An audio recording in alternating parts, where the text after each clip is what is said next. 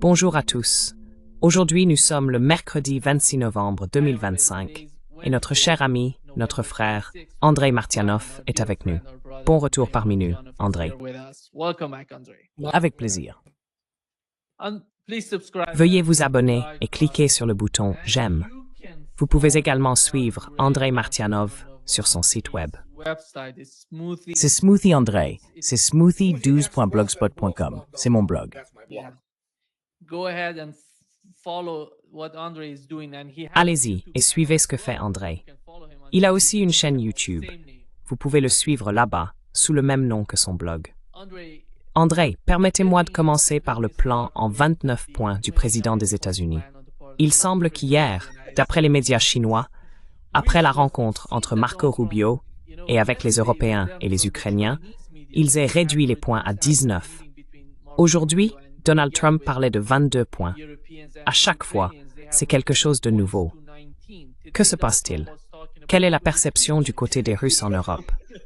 Oh, les Russes n'ont pas de perception.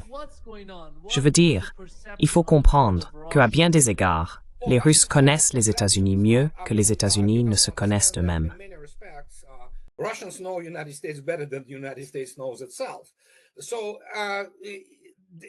C'est donc simplement de la panique.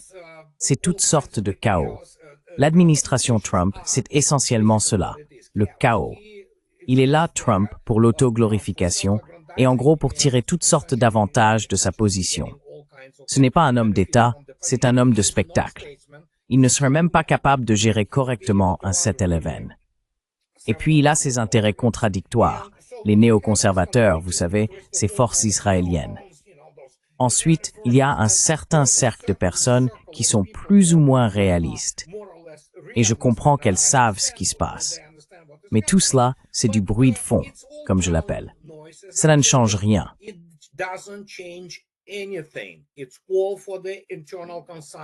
Tout cela est destiné à la consommation interne, pour les gens endoctrinés qui croient encore à ce théâtre kabuki.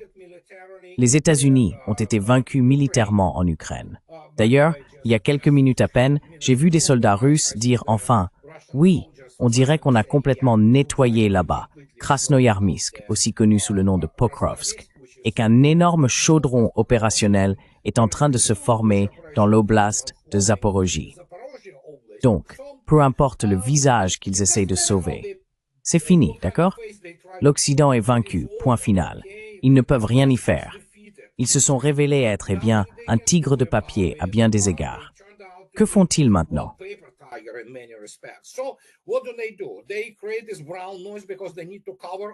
Ils créent ce bruit brun parce qu'ils ont besoin de dissimuler cette catastrophe.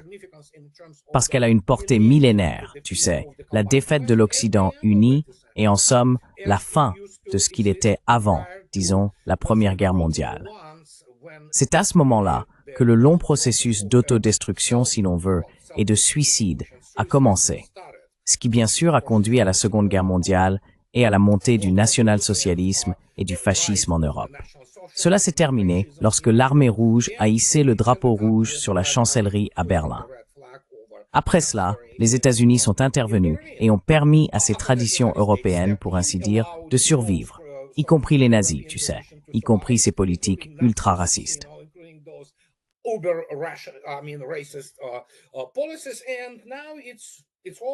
Et maintenant, c'est fini. C'est fini aussi pour les États-Unis, en tant qu'hyperpuissance mondiale qu'ils voulaient se présenter comme telle. En conséquence, beaucoup d'entre eux sentent que c'est terminé et que rien ne sera plus jamais pareil. Les États-Unis doivent désormais adopter la position d'une autre grande puissance parmi quelques autres, juste une de plus. Et l'Europe, elle, est finie. D'où cette folie. Je veux dire, ils sont constamment, c'est un feuilleton, ils ont vraiment besoin de continuer à produire leur récit. Mais comme l'a dit aujourd'hui M. Ryabkov, le premier vice-ministre des Affaires étrangères de Russie, lors de son point de presse, oui, nous pouvons travailler avec ces 28 points, mais seulement comme cadre. Et il a ajouté, notre position est bien connue.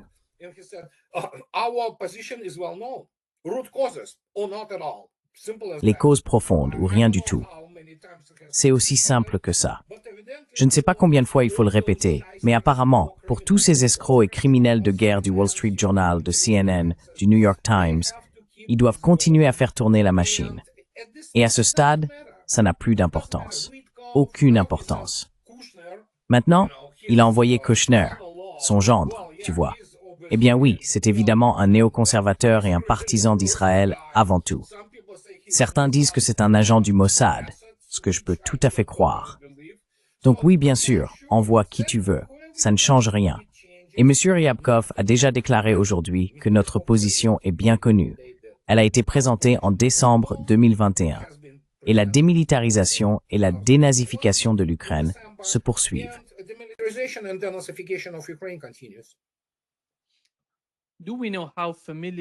Savons-nous à quel point Kushner est familier avec le dossier de l'Ukraine?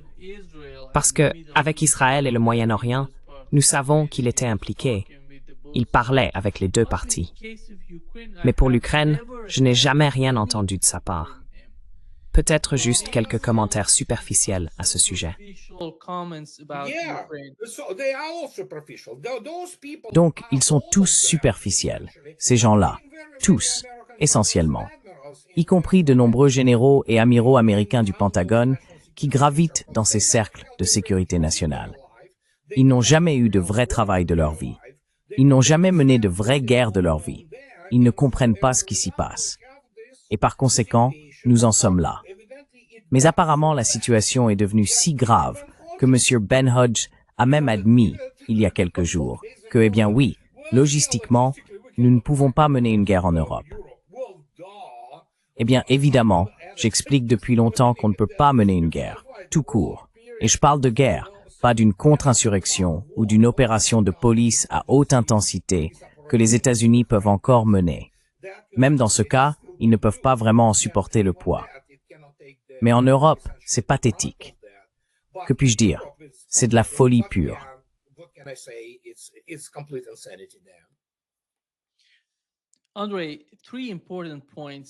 Andriy, 3 points importants constituent les bases pour les Russes. L'un d'eux concerne la taille militaire de l'Ukraine. Nous savons que, dans l'accord d'Istanbul, la limitation militaire était fixée à 65 000, si je ne me trompe pas. Et maintenant, dans le nouveau document, celui que semble-t-il Keith Kellogg a publié, il y a ce document. Ouais, c'est encore un idiot. Tu parles de 600 000 soldats, Andrei. Oui, M. Kellogg, en tant que général américain, ne comprend pas ce qu'est une vraie guerre et ce que sont de vraies forces armées, surtout des forces armées continentales. C'est difficile à lui expliquer. Eh bien, c'est un produit de l'armée américaine, qui n'a pas remporté de véritable guerre depuis la Seconde Guerre mondiale. Mais le fait est que ce que représente l'Ukraine en elle-même, elle aurait de la chance d'avoir quelques brigades, environ 10 à 12 000 personnes, pour maintenir une quelconque force armée. Il est donc physiquement impossible pour l'Ukraine de maintenir 600 000, voire 60 000 soldats. Mais encore une fois, il faut expliquer cela à tous ces charlatans universitaires de l'Ivy League qui composent l'élite politique américaine et n'y comprennent absolument rien.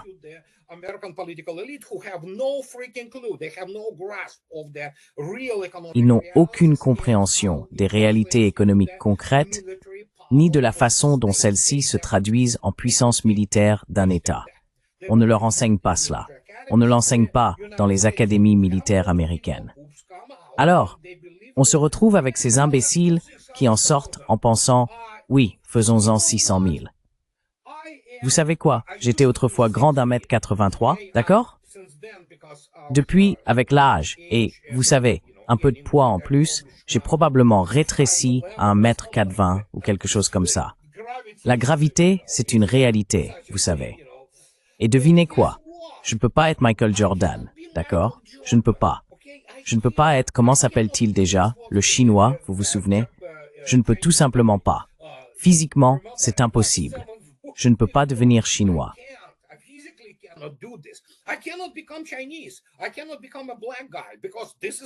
Je ne peux pas devenir un homme noir, parce que c'est ce que je suis. Et peu importe mes efforts, même si je sais que certaines personnes l'ont fait et que cela s'est mal terminé pour elles. Mais moi, c'est ce qu'on appelle une capacité. C'est inhérent en moi, tout comme c'est inhérent en toi. C'est ce que nous sommes. Nous ne pouvons pas changer notre génétique. Nous ne pouvons pas changer notre ADN. C'est la même chose ici. Tu ne peux pas expliquer à ces imbéciles, y compris à ces mauvais perdants du Pentagone, qu'ils ne peuvent même pas maintenir 60 000 hommes, parce qu'ils ne comprennent pas comment construire une véritable armée pour une guerre continentale et pour la défense de leurs frontières.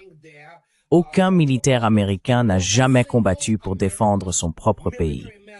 Ils ne comprennent pas ce que signifie la défense d'un pays.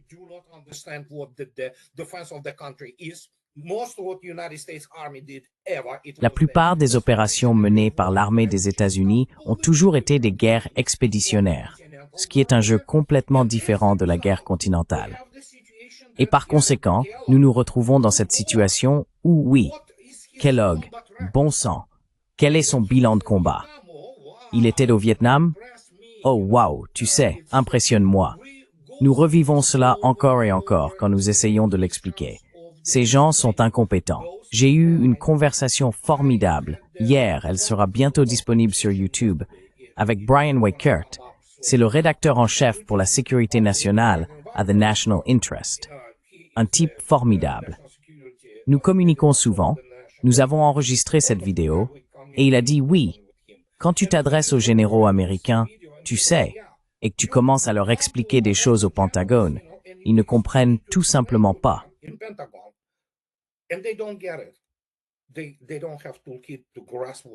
Ils n'ont pas les outils nécessaires pour comprendre ce qui se passe. C'est pour cela qu'ils perdent les guerres. Et donc, ce que nous avons maintenant, Kellogg, Ben Hodges, Petraeus, Keane, tous, ce ne sont pas des professionnels. Je veux dire, ils ne comprennent pas ce qui se passe parce qu'ils n'ont pas de point de référence et ils ne l'enseignent pas. Ils n'enseignent pas la véritable guerre dans les académies militaires aux États-Unis. C'est aussi simple que cela. L'histoire militaire qu'ils y enseignent est principalement inventée. En gros, des contes de fées. Vous savez, comme si le général Patton avait vaincu tous ces Allemands et serait allé jusqu'à Moscou s'il n'avait pas été arrêté et si quelqu'un ne l'avait pas tué. C'est un délire d'adolescent, en somme. Voilà ce que c'est. Si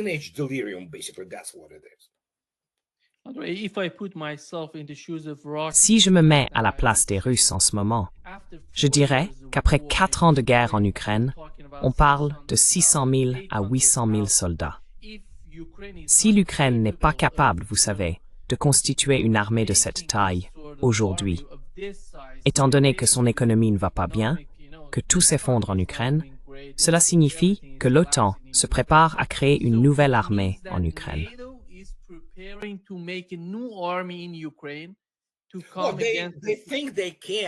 Ils pensent qu'ils le peuvent.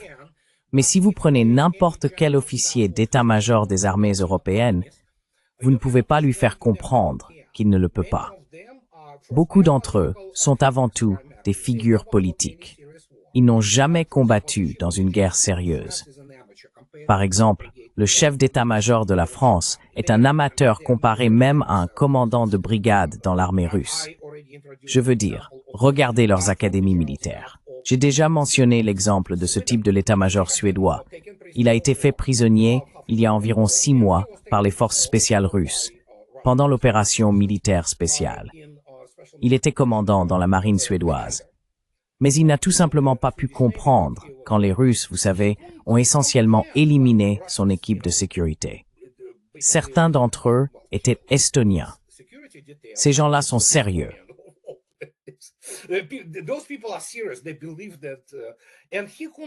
Ils y croient, et lui ne pouvait pas comprendre. Il a dit, vous étiez censé battre en retraite. Et les Russes lui ont demandé, et je vous le dis, c'est un témoignage direct. Ils ont demandé, pourquoi le ferions-nous? Il a répondu, mais oui, c'est comme ça que ça doit se passer. Ils lui ont dit, non, il n'y a pas de comme ça doit se passer. C'est comme ça qu'une vraie guerre fonctionne. Alors lui et son équipe de sécurité ont foncé droit dans la zone des SSO russes, les forces d'opération spéciales, et il a été fait prisonnier. ils n'arrivent toujours pas à le comprendre.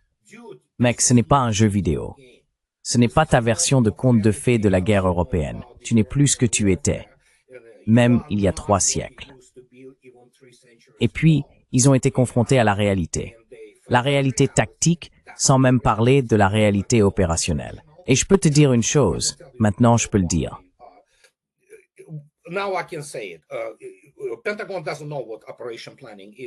Le Pentagone ne sait pas ce qu'est la planification opérationnelle, ni comment mener des opérations à une telle échelle.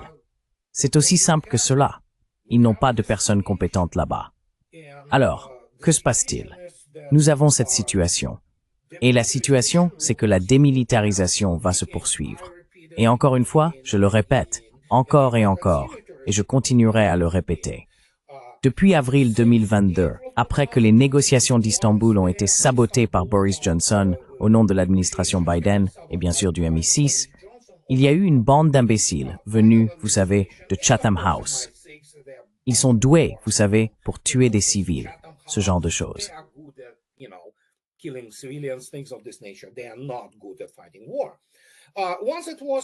ne sont pas doués pour faire la guerre. Une fois que cela a été saboté, la phrase est venue de Vladimir Poutine à Gerasimov. Détache-toi du calendrier. Fais-le aussi longtemps que nécessaire, sans, tu sais, de sacrifices inutiles. Et oui, la guerre a commencé avec l'OTAN, l'Ukraine étant le meilleur proxy que l'Occident uni ait jamais eu. C'était la plus forte armée européenne en 2022, à l'exception des Russes. Et ils pensaient pouvoir, tu sais, provoquer un changement de régime à Moscou. Mais cela fait maintenant 2 décennies que je le dis. Ils ne sont pas compétents.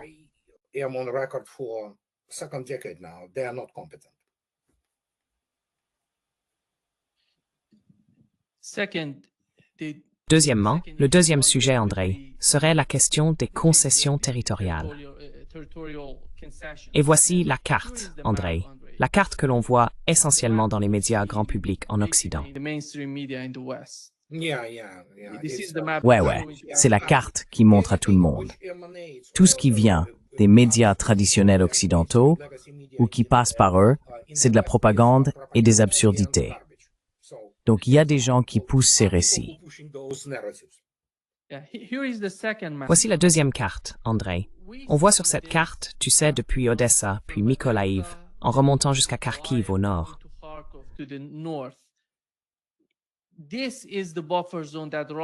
C'est la zone tampon que la Russie envisage en ce moment, selon vous.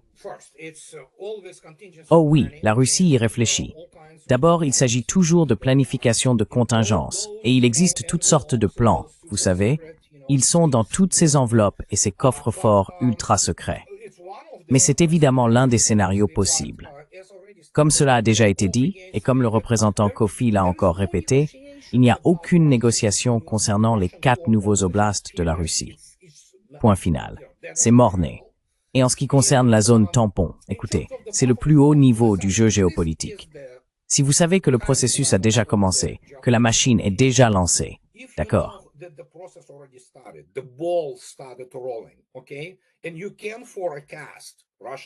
Et l'on peut prévoir, les Russes le peuvent, pas toujours, mais la plupart du temps ils ont raison, prévoir stratégiquement qu'une fois la machine lancée, une question se pose. Est-il nécessaire de continuer à la pousser ou simplement de la laisser dévaler la pente, pour ainsi dire, jusqu'à ce qu'elle atteigne sa cible? Ce qui, bien sûr, dans ce cas signifie que l'Ukraine cessera probablement d'exister complètement telle que nous la connaissons aujourd'hui. Elle sera réduite, si elle subsiste, à la partie occidentale de l'Ukraine, qui sera partagée entre la Pologne, la Hongrie et, vous savez, d'autres endroits. Mais c'est principalement Kiev et Tchernihiv. Tous ces oblasts, cet ensemble de ce qui était traditionnellement considéré comme l'Ukraine. Le reste, eh bien, la Russie a déjà pris ces oblasts.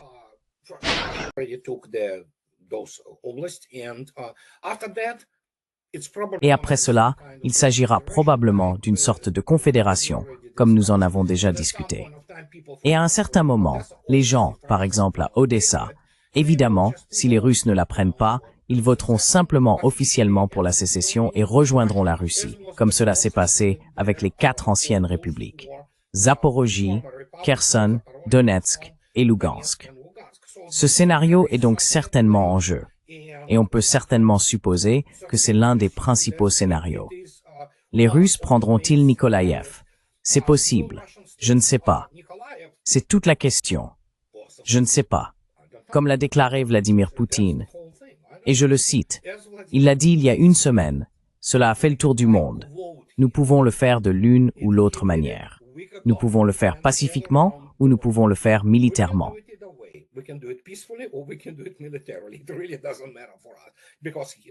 Cela n'a vraiment aucune importance pour nous. Et quand vous avez M. Driscoll, le secrétaire de l'armée des États-Unis, qui déclarait hier que la Russie peut le faire indéfiniment, à l'infini, simplement continuer ce qu'elle fait. Parce qu'aujourd'hui, comme je l'ai déjà dit, je vois l'infanterie russe déjà dans le bâtiment administratif principal de l'ancien Pokrovsk, c'est Krasnoarmeysk. Et ils disaient bien, nous ne voyons aucun Ukrainien. Parce qu'en gros, ces derniers jours, ils ne faisaient que nettoyer les derniers bâtiments restants. Vous savez, c'est totalement sous contrôle, et cela va continuer. Leur ratio est d'environ 1 pour 30. Donc oui, les Russes peuvent continuer toute la journée. Vous savez. Et c'est la guerre qui, de toute évidence, n'a pas été étudiée dans l'ensemble de l'Occident depuis 4-20 ans.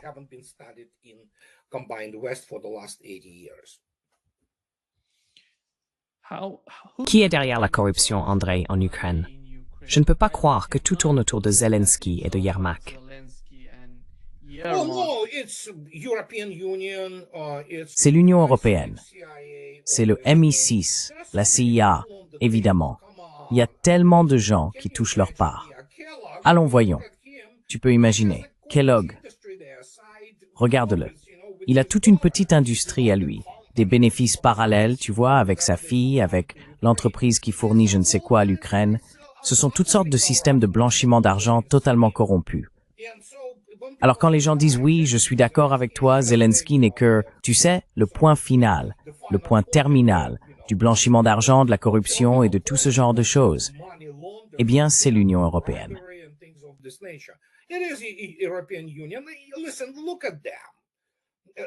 Écoute, regarde-les. Tu vois une personne normale dans le système politique européen? Non. Ils sont tous des crétins corrompus, comme Kaja Kallas. Mon Dieu, quel idiote. Franchement, il faut être idiot et complètement corrompu pour arriver au sommet. Tu sais, comme von der Leyen, c'est une imbécile, mais elle est aussi corrompue. Elle doit probablement gagner beaucoup d'argent, pas mal de fric, avec ces affaires-là.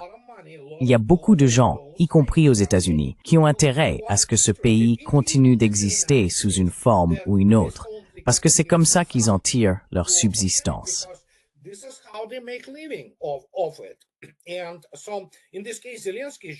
Et donc, dans ce cas, Zelensky n'est qu'une partie du problème.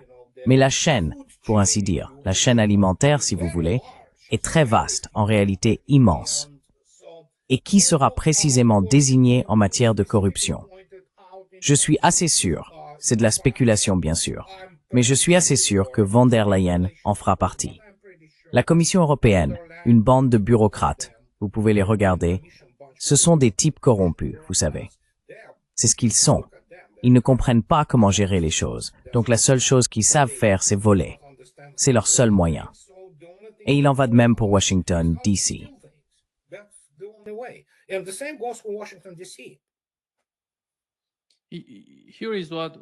Voici ce qu'a déclaré von der Leyen. La Commission européenne prépare un texte juridique pour la saisie de 140 milliards de dollars d'actifs russes au profit de l'Ukraine. Est-ce pour poursuivre la guerre en Ukraine? Est-ce pour la reconstruction de l'Ukraine?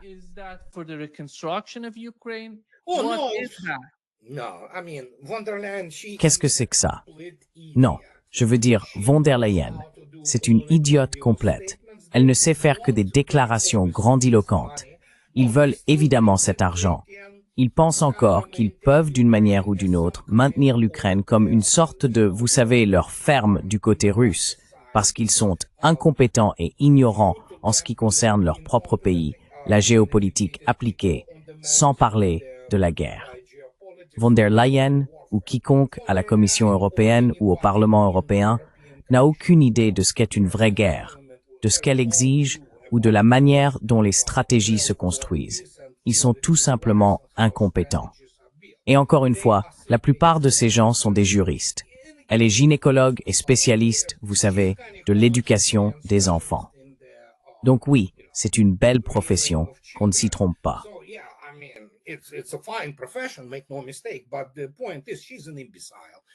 Mais le fait est qu'elle est une imbécile, tu sais, et qu'elle est là juste parce qu'elle a ses parents SS, tu vois.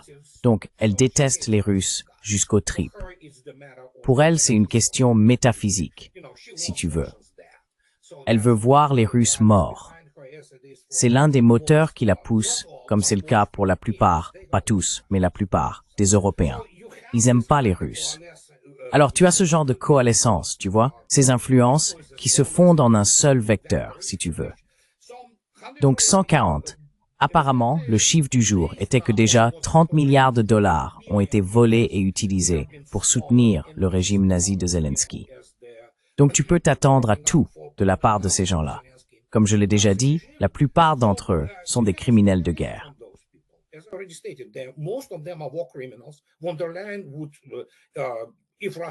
Von der Leyen serait, si les Russes atteignaient un jour Bruxelles, ce qu'ils ne veulent pas vraiment, mais si cela arrivait, et si elle ne parvenait pas à s'échapper, elle serait, vous savez, accusée de crimes de guerre et finirait derrière les barreaux, condamnée en gros à mourir en prison, comme la plupart des criminels nazis après Nuremberg. Donc oui, ils veulent évidemment voler cet argent. Ils ont leurs propres intérêts financiers. Et une fois qu'ils auront volé cet argent, ils s'enrichiront probablement encore davantage. Mais encore une fois, la Belgique a soudainement reconnu que, oh non, nous ne voulons pas faire ça. Alors maintenant, l'Italie, parce que, disons-le ainsi, les Russes possèdent, selon la manière dont on calcule, jusqu'à 1000 milliards de dollars de biens européens qui ne sont toujours pas gelés. Ils sont en quelque sorte en réserve. Les Russes ne les ont pas encore vraiment nationalisés, mais ils le feront si cela devient nécessaire. Donc oui, c'est simplement du donnant-donnant, si vous voulez.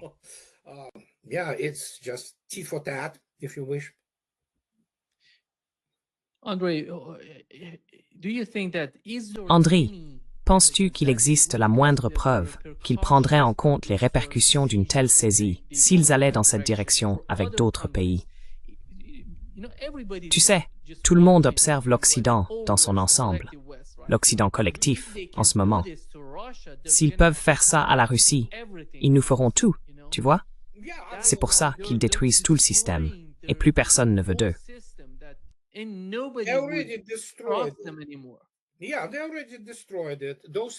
Oui, ils l'ont déjà détruit. Ces gens-là, comme je l'ai déjà dit, ne sont pas des hommes d'État. Ce sont des barons voleurs, en gros. Des voleurs, toutes sortes de déviants. Ce ne sont pas des gens normaux. Beaucoup d'entre eux sont carrément des psychopathes ou des sociopathes. Von der Leyen, c'est une psychopathe, évidemment. Elle est obsédée avec ces autres personnes du gouvernement allemand. Je veux dire, grattez un Allemand et vous trouverez quelqu'un dont le grand-père a combattu dans la Wehrmacht ou la SS. Il y a donc une sorte de tradition familiale consistant à entretenir cette haine des Russes. Pourquoi cela nous surprendrait-il? Et regardez l'administration Trump. C'est le chaos total. Les États-Unis sont actuellement ingouvernables. Ce n'est pas seulement que les deux partis sont corrompus. C'est un parti unique. D'accord, nous le savons. Il n'y a pas de véritable gauche.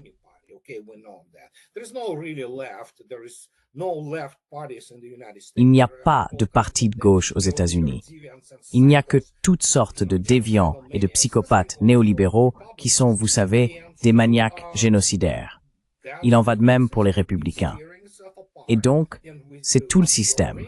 Il est en train de se déchirer. Et nous observons en temps réel l'effondrement de l'Occident. Et ce n'est pas comme si c'était « oh, il va s'effondrer ». Non, non, non, non. Nous sommes déjà dans ce processus. Pour les gens, évidemment, certains ne le reconnaissent pas parce qu'ils vivent leur vie quotidienne. Vont au magasin, conduisent, font ce genre de choses, élèvent leurs enfants, essayent simplement de les éduquer, et ainsi de suite. Mais la réalité, c'est que regardez l'Europe, c'est fini. Elle va devenir un enfer du tiers-monde. Elle est déjà en train de le devenir. et cela va empirer encore. Et comme je l'ai déjà dit, je ne souhaite pas cela aux Européens.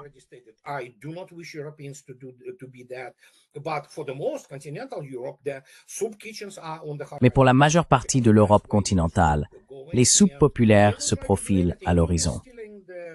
C'est la direction que tout prend. Ils essaieront de tout faire, voler les 140 milliards de dollars à la Russie, voler l'argent des autres, pour prolonger d'une manière ou d'une autre leur agonie. Mais l'Europe est en agonie, tout comme Washington, D.C. C'est ce que nous observons, la folie, une folie totale. Ils ne comprennent pas qu'ils sont en train d'anéantir les fondations mêmes qu'ils prétendaient défendre, ce qui, dans une large mesure, était vrai. L'état de droit, la démocratie et ce genre de choses. Plus personne de sensé n'y croit, sauf quelques-uns qui veulent simplement y croire. Ainsi, dans l'un des points du document, il est question de l'amnistie pour les Andre, one of the points in the document is the amnesty for the war crimes. crimes de guerre. Et aujourd'hui, j'ai parlé avec Michael Hudson, qui faisait remarquer que la Russie, à la suite de tout règlement ukrainien, souhaite quelque chose comme les procès de Nuremberg. Oh, c'est déjà en place. C'est déjà instauré, le tribunal pour les crimes. Ce n'est pas seulement à propos de Butcha, Andrei. C'est aussi à propos de la région de Kherson. Non, non, non. C'est leur base d'opération militaire spéciale. C'est leur tribunal pour les crimes du régime nazi à Nuremberg, à Kiev. Et puis, bien sûr, une fois que tout cela sera réglé, il y aura de nombreuses personnes en Occident qui seront inculpées par contumace pour les crimes de guerre qu'elles ont commis. Il y a beaucoup de gens de la CIA, du MI6 et d'autres organisations de ce type qui ont du sang sur les mains, pas qu'ils s'en soucient vraiment. Ce sont des psychopathes qui se font passer pour des agents de renseignement. Mais enfin, le fait est que oui, il y aura beaucoup de gens, y compris dans les médias. Vous savez, la plupart des médias traditionnels en Occident, ce sont des criminels de guerre. Ils ont du sang sur les mains. Il y a des gens qui sont en fait des sous-humains, pour ainsi dire. C'est ce qu'ils sont.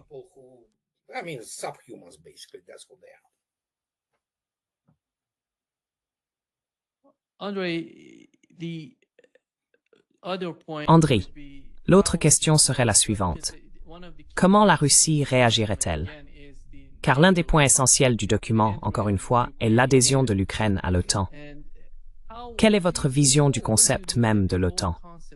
Vous savez, récemment, je crois que c'était il y a 3 jours, nous avons entendu l'ambassadeur d'Iran en Russie, et il semble, ils évoquent d'une manière ou d'une autre, un pacte de défense, une sorte de pacte de défense. Quelle serait donc la solution appropriée pour l'OTAN aujourd'hui? Le dossier ukrainien est en train de se conclure.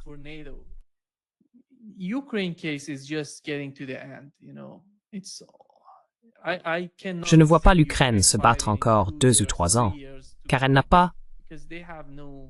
Et les États-Unis commencent à être quelque peu épuisés par la guerre en Ukraine, car ils constatent que cela ne leur apporte rien. Au moins, ils peuvent le voir maintenant avec l'administration Trump. Mais comment voyez-vous le concept même de l'OTAN? Que devrait-on faire? Pensez-vous que la désintégration, ou d'une certaine manière la dissolution, du pacte de Varsovie a été l'un des principaux problèmes qui ont engendré ce type de situation? Ou bien, quelle devrait être l'approche future vis-à-vis de l'OTAN? Non pas attaquer l'OTAN, mais avoir une sorte de moyen de dissuasion à son égard.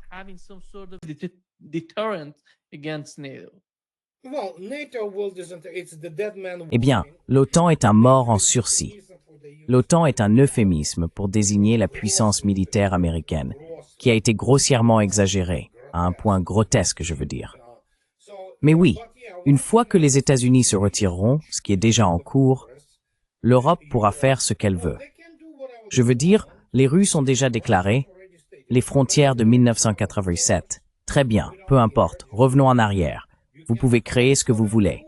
Parce que, évidemment, comme je ne cesse de le dire, il y a des gens à l'état-major général qui s'occupent de la prévision stratégique sur les plans militaires et économiques, par exemple.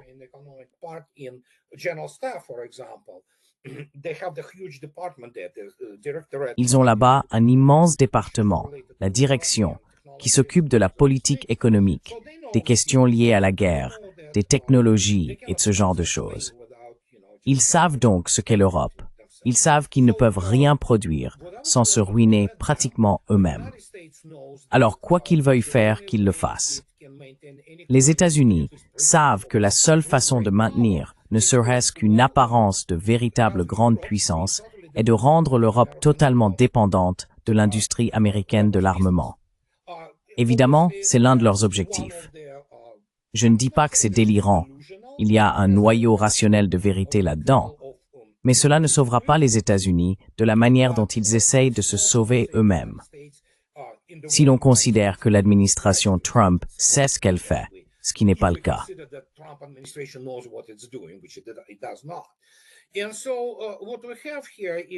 Ce que nous avons ici, c'est que les Européens ne seront pas capables de construire par eux-mêmes des armes modernes qui ne soient pas déjà obsolètes, mortes-nées en quelque sorte.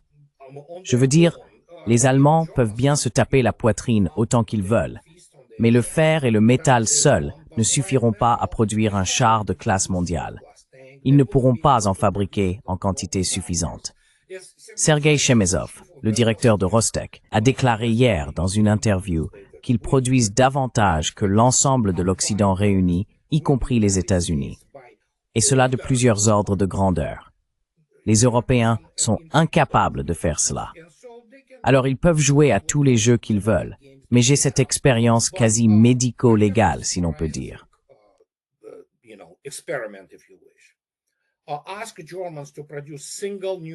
Demandez aux Allemands de produire un seul sous-marin à propulsion nucléaire, et vous verrez alors leur économie s'effondrer. Vous savez, beaucoup de gens ne comprennent pas, c'est pas un groupe célèbre, vous savez, les armes et tout ça. Non, nous vivons au XXIe siècle. Il faut disposer d'un environnement militaire complet où l'on peut tout produire. De l'électronique aux constellations de satellites, tout ce qui compose le système. Un système très complexe. L'Europe n'a pas cela et ne l'aura pas. Car évidemment, plus on en parle et plus les choses évoluent ainsi, plus leur coût énergétique continue de grimper. Et comme nous le savons, la base de tout dans nos vies, y compris de nos propres corps, c'est l'énergie.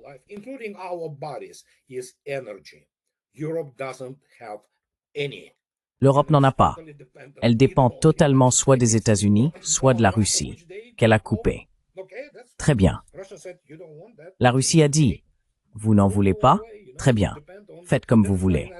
Vous savez, c'est pour cela que les États-Unis veulent aussi des choses comme, si jamais ils parviennent à changer le régime de Maduro au Venezuela, ce qui est très incertain, nous avons donc, oui, essentiellement une énigme.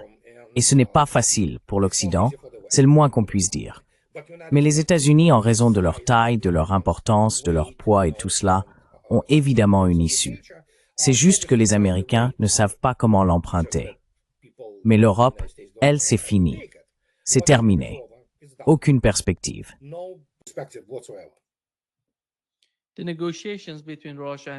Qui représente réellement la Russie dans les négociations avec les États-Unis? Est-ce Kirill Dmitriev ou le ministre des Affaires étrangères? Et comment voyez-vous la relation entre les deux? Parce que beaucoup de gens disent que, comme Steve Witkoff est d'une certaine manière dans le milieu des affaires, il pourrait bien comprendre la carrière de Dmitriev.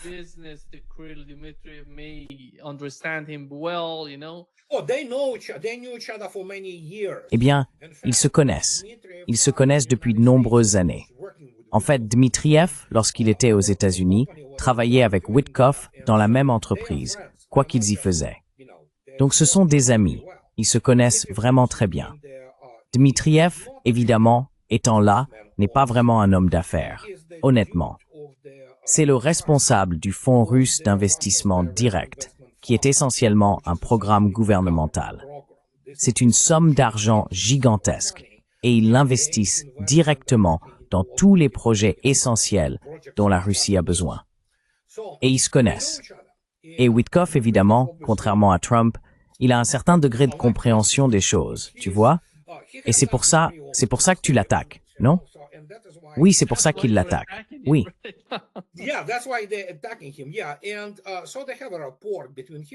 Et donc, ils ont un rapport entre lui et Dmitriev. Mais n'oubliez pas que ce soit Dmitriev ou Witkov, ce ne sont que des envoyés spéciaux, vous savez. C'est comme si Poutine ou Trump disaient très bien, toi Kirill. Poutine dit à Dmitriev, Kirill, tu es maintenant un envoyé spécial. Voici le plan. Voilà ce que nous voulons voir. Allons parler à Witkov. Et ils se parlent entre eux. Mais comme Sergei Lavrov l'a déclaré il y a quelques jours, 3 jours, tout récemment, il a dit, oui, nous avons le canal de communication. Il n'y a pas de discussion en cours, mais le canal existe. Et donc oui, Witkov et Dmitriev servent un peu d'intermédiaire. Et Witkov, évidemment, est autorisé à entrer au Kremlin. Il est autorisé à transmettre certains messages de Trump, ce qui, bien sûr, autrement, comme vous l'avez vu vous-même, ils divulgueraient ce qu'ils veulent. Certaines de ces fuites peuvent même être totalement inventées. C'est ce que ces gens font.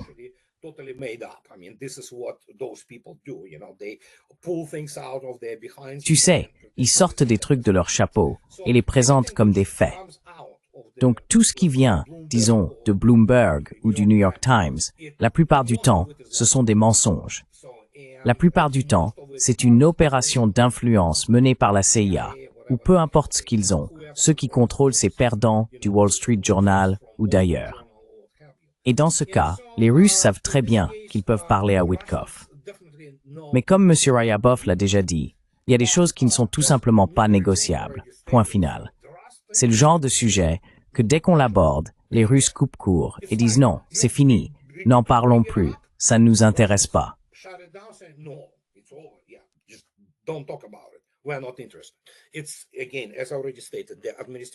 Encore une fois, comme je l'ai déjà dit, il s'agit des eaux administratives de ces 4 oblasts.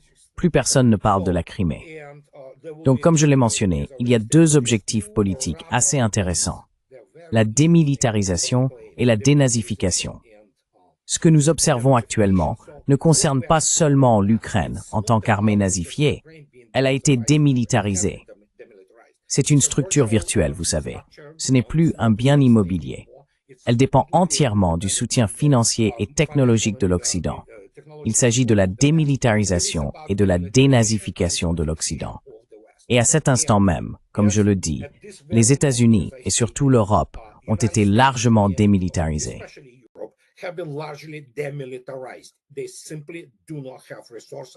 Ils n'ont tout simplement pas les ressources, à moins que les États-Unis ne décident d'en fournir. Et nous en avons parlé à plusieurs reprises, j'en ai parlé à de nombreuses occasions. Il faudrait littéralement aller dans les unités de première ligne, la 4e blindée, vous savez, la 82e, la 101e, et dire très bien, nous prenons tout votre matériel, votre structure organisationnelle, et nous la transférons sans le personnel à l'Ukraine.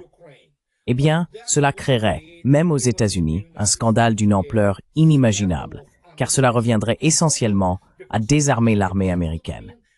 Cela signifierait littéralement abandonner leurs armes, et ils ne peuvent pas faire cela.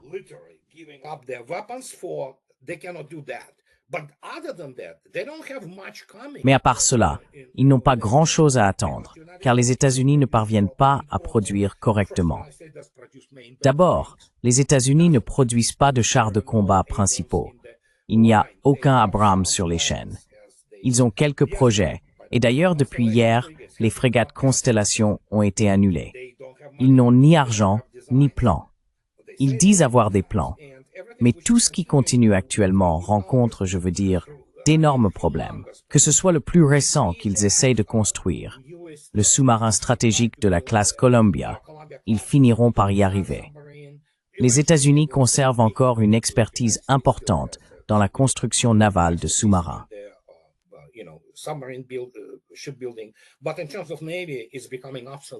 En ce qui concerne la marine, elle devient obsolète. Littéralement, la flotte de surface, à l'exception des forces sous-marines américaines, devient obsolète dans la guerre moderne.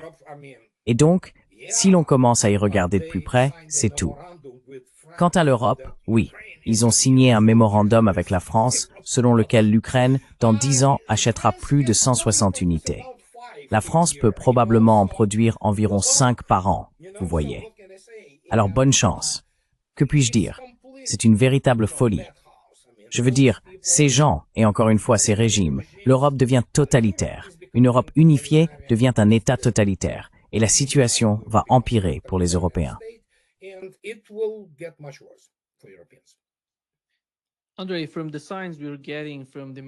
André, d'après les signaux que nous recevons des médias traditionnels, sur X et d'autres réseaux sociaux, ils attaquent Vitkov. Ils disent que c'est un agent russe, une marionnette de Poutine, un agent du KGB. Tu sais ce qui m'étonne? Récemment, nous avons entendu le ministre iranien des Affaires étrangères dire lors des discussions qu'ils ont eues avec Vitkov qu'ils étaient parvenus à une sorte d'accord à 3 reprises. Et quand Vitkov a essayé de communiquer cela à Washington, ils ont tout détruit. Cela montre que ce type essaie de faire quelque chose. Mais tu sais, le problème vient de Washington, avec Rubio et ces gens-là.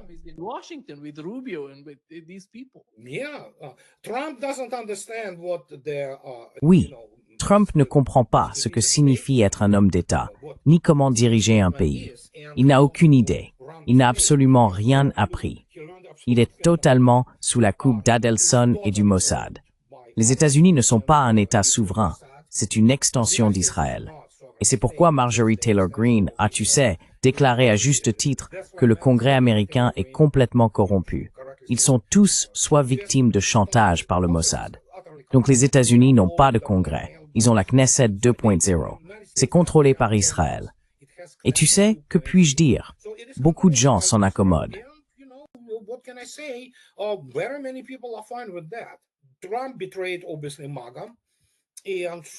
Trump a évidemment trahi le MAGA. Mais c'est ce qu'il est, un type traître, parce que dans son domaine, c'est la seule façon d'exister.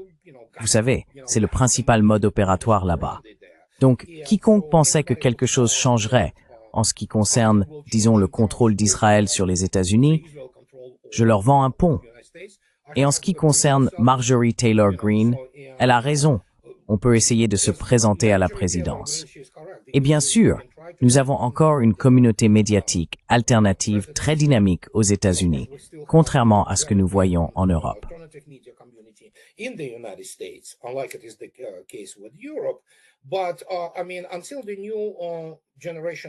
Mais je veux dire, tant qu'une nouvelle génération de politiciens n'émergera pas, si les États-Unis parviennent à garder leur sang-froid en tant que pays uni, eh bien, à peu près, tous sont, tu sais, soit achetés, soit contrôlés, soit victimes de chantage par Israël. Voilà. Trump est le président le plus sioniste que les États-Unis aient jamais eu. Même Biden n'était pas comme ça. Mais Trump est complètement, tu sais, un atout sioniste. Et oui, quiconque croit qu'il est America First, eh bien, comme je l'ai dit, j'ai un pont à lui vendre.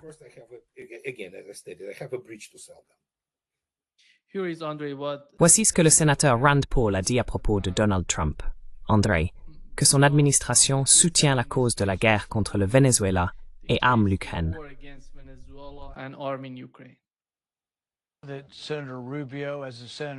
Ce sénateur Rubio, en tant que sénateur, était vraiment un fervent partisan du changement de régime. Cela allait clairement à l'encontre du président Trump, et donc, lorsqu'il a été choisi, beaucoup de personnes qui soutenaient le président Trump se sont dit « Oh mon Dieu, ils choisissent quelqu'un de bien plus va-t-en-guerre et bien plus désireux de s'impliquer et d'intervenir dans d'autres pays. » Les gens se sont donc inquiétés.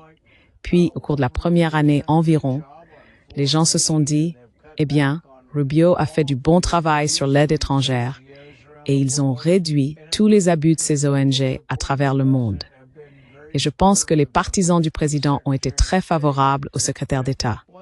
Mais je pense qu'une fois qu'il y aura une invasion du Venezuela, ou s'il décide de rétablir les subventions et les dons à l'Ukraine, on verra une division et une fracture du mouvement qui a soutenu le président.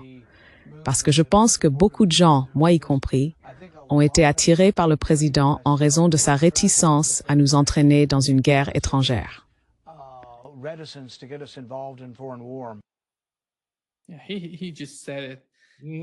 Il vient juste de dire. Non, c'est vrai. Et encore une fois, qui est Rubio? Rubio n'est pas un professionnel des relations internationales. C'est un avocat et un garçon de cabane, un garçon de course pour Myriam Adelson. Voilà qui il est. Il est avocat de formation et il n'a absolument aucune idée de ce dont il parle. Certes, il peut siéger, comme il l'a fait, dans toutes sortes de sous-commissions sur les affaires étrangères et ce genre de choses, mais ça ne fait pas d'eux des professionnels pour autant. Biden s'occupait aussi des affaires étrangères, tu sais. C'était essentiellement un parfait imbécile. Donc ça n'a rien à voir avec ça. C'est juste que Trump, c'est un lâche. Il faut le comprendre. Et il a eu... On ne sait pas quel était l'accord avec, tu sais, la tentative contre sa vie.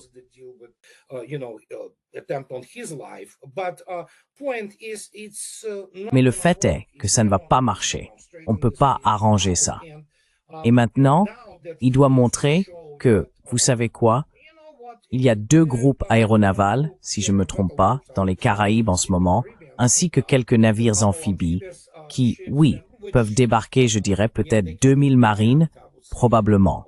Je ne pense pas que ça donnerait de bons résultats dans ces circonstances. Mais leur seule stratégie, c'est toujours la même chose. Ils ne savent rien faire d'autre. Le seul réflexe de tous ces néoconservateurs et faucons de guerre, c'est simplement « jetons tout ce qu'on a sur le Venezuela, essayons de tuer Maduro ou de provoquer un changement de régime de l'intérieur ». Peuvent-ils faire ça?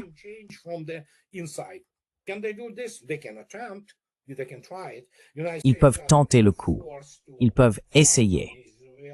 Les États-Unis n'ont pas la capacité de combattre au Venezuela, même pendant une période prolongée, car ils ne disposent pas de l'infrastructure nécessaire pour soutenir le type de force requis.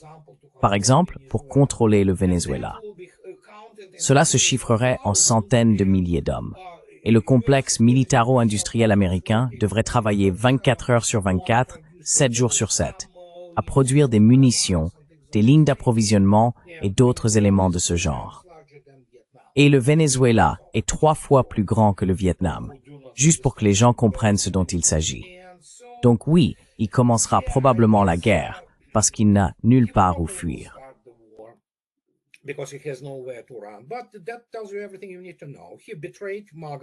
Mais cela te dit tout ce que tu as besoin de savoir. Il a trahi MAGA, il a trahi sa base, et tout le monde sait qu'il est essentiellement sous le contrôle d'Israël. Et comme tu l'as justement dit, même essayer de négocier quelque chose avec les Iraniens est inutile. Tout sera saboté. C'est simplement comme ça, tu sais. En gros, comme je l'ai déjà dit, Washington, D.C. est dirigé depuis Tel Aviv. Et avec les illusions qu'ils entretiennent là-bas sans arrêt, il y a très peu de personnes honorables et compétentes, proches des niveaux de pouvoir à Washington, D.C.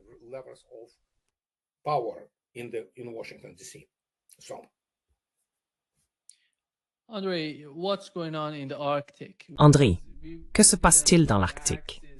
Parce que nous avons appris de l'Axe que l'administration Trump renforce la flotte de brise-glace, alors que la course dans l'Arctique s'intensifie. Tu sais, les minéraux, ils parlent de minéraux là-bas. Et nous savons que lorsqu'ils parlent de l'ennemi, il s'agit de la Russie avec la Chine. Qu'est-ce que cela signifie? Penses-tu que la guerre se déplace d'une certaine manière vers l'Arctique?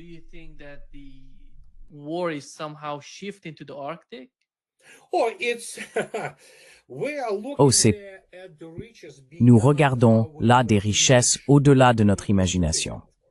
Il faut bien sûr les extraire. Oui, les plans de Trump, c'est comme...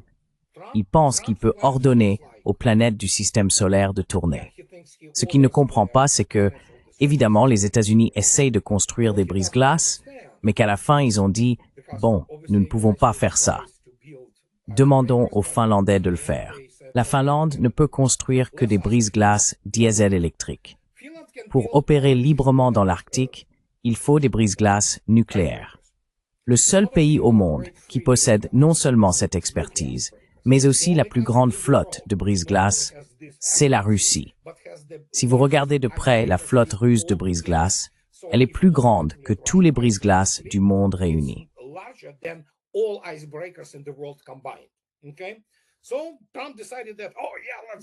Alors, Trump a décidé que, oh oui, allons chercher ces Ruskovs, on va leur montrer. Non, ça n'allait pas arriver. Je veux dire, évidemment, les Finlandais peuvent construire quelques-uns de leurs brise-glaces diesel électriques. Le plan, c'est que d'une manière ou d'une autre, les Finlandais transfèrent leur savoir-faire dans la construction de ces navires et qu'ils soient construits aux États-Unis. Cela pourrait prendre beaucoup de temps. Mais encore une fois, si l'on considère les tendances, y compris en matière de climat, ce qui n'est pas exactement comme il... Non, le climat change, ne vous y trompez pas. Mais évidemment, ces prévisions sur l'Arctique sans glace et tout ça, eh bien ce n'est pas tout à fait comme ça. Il faut des brise-glaces nucléaires, capables non seulement de permettre l'extraction de ces richesses, pétrole, gaz, enfin minerais. Oh mon Dieu, c'est juste incroyable.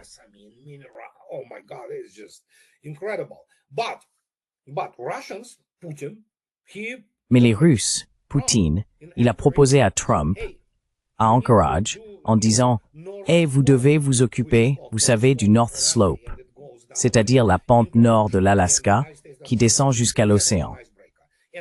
Et les États-Unis ils n'ont qu'un seul brise-glace et il ne sera pas capable d'y opérer, surtout en hiver.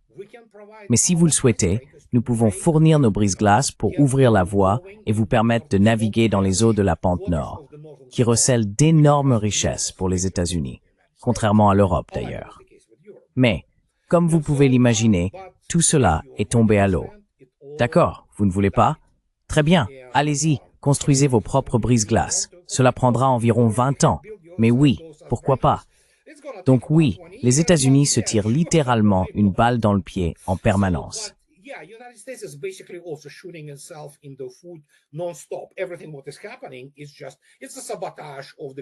Tout ce qui se passe en ce moment, c'est un sabotage de la gouvernance et des intérêts du peuple américain.